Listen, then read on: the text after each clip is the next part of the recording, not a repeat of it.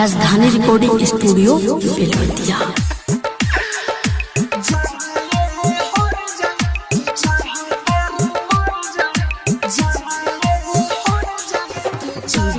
कंचन राज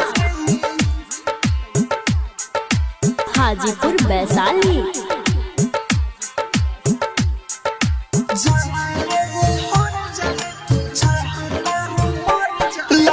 बादिल के रोग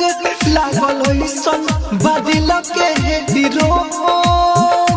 पागल कहे लगुआ के लोग अब तड़प के जियत बानी हम अब तड़प के जियत बानी हम कम होला नगमवा के बोझ लागल ऐसन बादिल के रोग पागल कहे लगुआ के लोग जाए हर जाए तू चाहता रू मर जाए जाए हर जाए तू चाहता रू मर जाए जाए हर जाए तू चाहता रू मर जाए जाए हर जाए कंचन राज हाजीपुर वैशाली।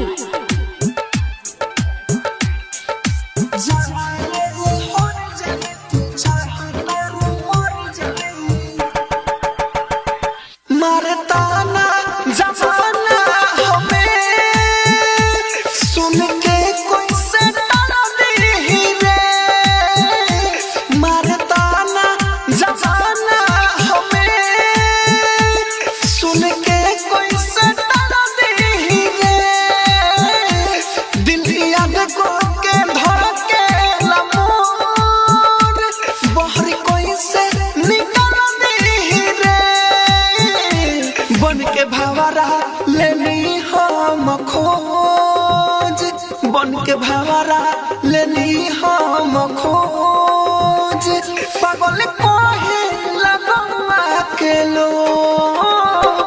लागल ऐसन बादिल के रोग लागल ऐसन बादिल के रोग पागल कहे लगुआ के लोग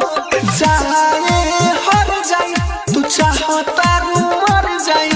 जाए हर जाए तू चाहता रू मर जाए जाए हर जाए तू चाहता रू मर जाए जाए हर जाए तू कंचन राज हाजीपुर वैशाली।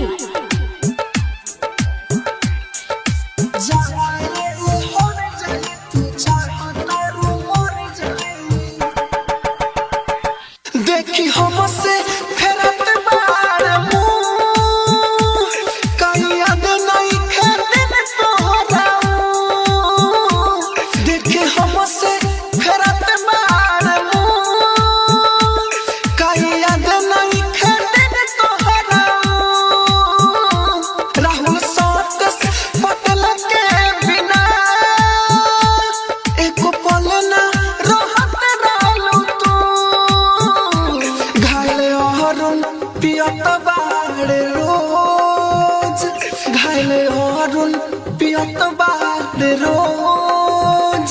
पागल कहे लगुआ के लोग लागल ऐसन बादिल के रोग लागल ऐसन बादिल के